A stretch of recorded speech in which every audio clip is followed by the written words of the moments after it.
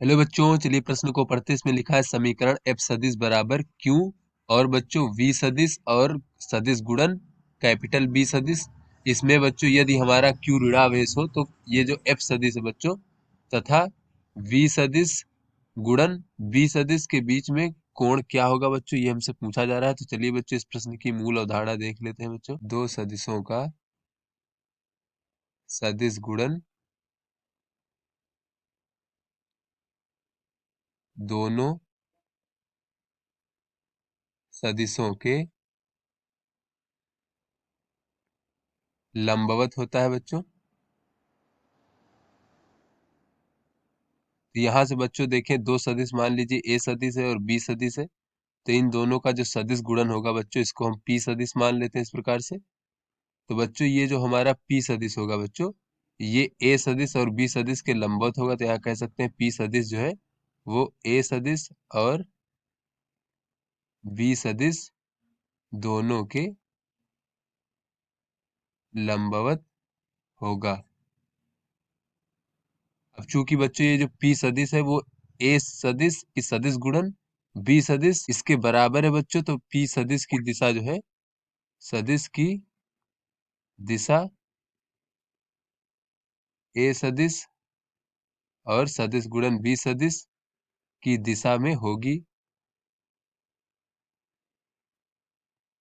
तो बच्चों अगर हम यहाँ पर इस प्रकार से लिख दें कि p सदिश बराबर ऋण a सदिश और सदिश गुणन b सदिश, तो यहाँ पे बच्चों अब ये जो हमारा p सदिश है इसके दिशा के विपरीत दिशा में होगा, क्योंकि बच्चों आगे ऋण चिन्ह लग गया है। तो ऐसी स्थिति में बच्चों p सदिश की दिशा जो होगी, दिशा a सदिश सदिश गुणन b सदिश की दिशा के विपरीत होगी।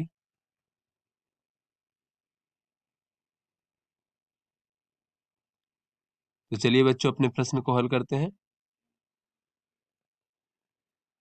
तो बच्चों इस प्रश्न में कहा जा रहा है कि समीकरण जो दिया गया है f सदिश बराबर q v सदिश गुणन b सदिश। तो इस प्रकार से बच्चों ये हमारा किसी आवेश पर, गतिमान आवेश पर चुंबकीय क्षेत्र में लगने वाला बल है बच्चों। तो यहाँ पर कहा जा रहा है कि यदि हमारा बच्चों q ऋणावेश हो बच्चों या फिर ऋणात्मक हो तो क्या होगा बच्चों, ये जो हमारा बच्चों लगने वाला बल होगा इसकी दिशा जो है बच्चों, इस दोनों सदिशों के गुणनफल की जो दिशा है बच्चों, सदिश गुणनफल की दिशा उसके विपरीत होगी बच्चों, क्योंकि आगे ऋण चिन्ह लग जाएगा। तो ऐसे में बच्चों अगर हमारी इसकी दिशा बच्चों इस प्रकार से है, इसके गुणनफल की दिशा, तो बच्चों जो हमारी बल होगा बच्चों वो इसके विपरीत इस प्रकार से बच्चों बल की दिशा होगी। तो ऐसे में दोनों के बीच में अगर हम कोण देखें बच्चों, तो ये कोण जो है 180 डिग्री होगा। तो यहाँ पर कह सकते हैं बच्चों कि f सदिश और